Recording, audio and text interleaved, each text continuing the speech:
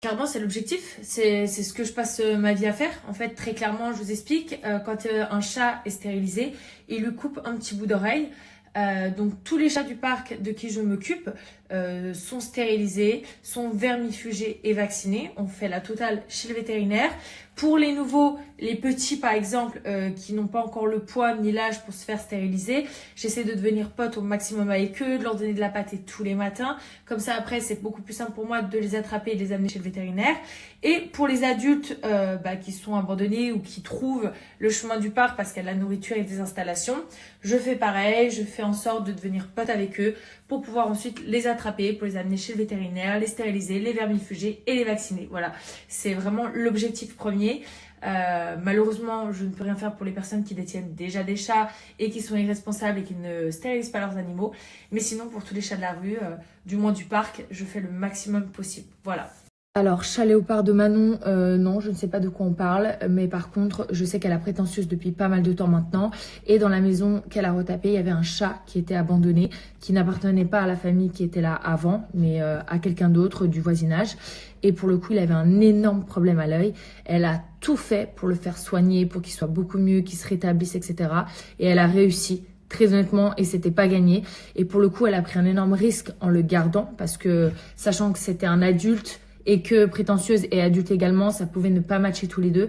Et pour le coup, elle s'en est sortie avec brio. Le chat, il vit sa best life, prétentieuse aussi. Et je vous jure que c'est la vérité, parce que moi, je les vois au quotidien.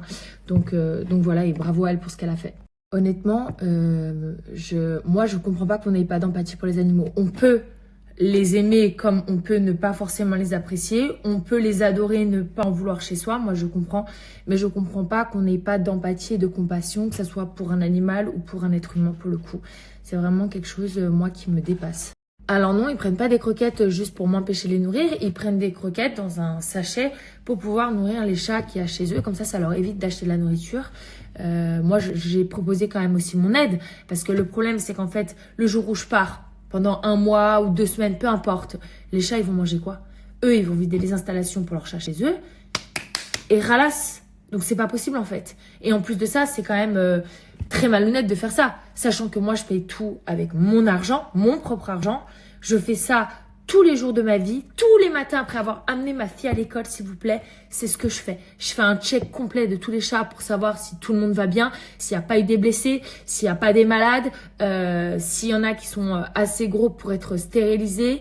Enfin, je sais pas comment... Je comprends pas en fait. J'ai envie d'aider et finalement, je me retrouve encore plus angoissée. Bref, ça m'énerve. Je suis grave d'accord avec ça. En fait, ici, il y a une nouvelle loi qui est passée apparemment. C'est que si tu donnes à manger au chat dehors, c'est 150 € d'amende, je crois, ou 125. Bref, on s'en fout.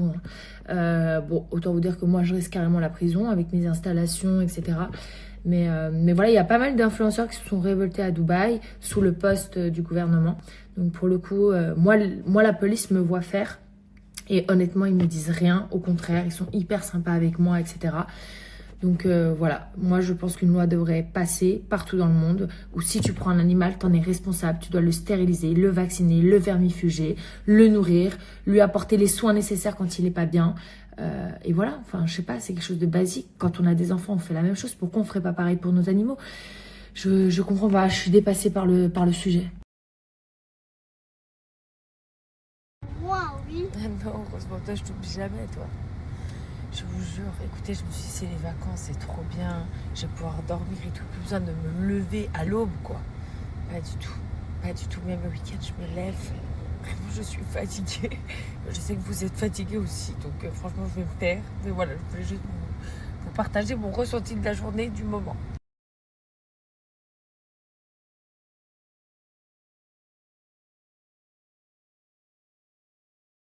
Mais qu'est-ce que c'est ça? Qu'est-ce que c'est? C'était fait de cabane. Non, mais mort de rire, moi j'ai plus de force. Mon salon.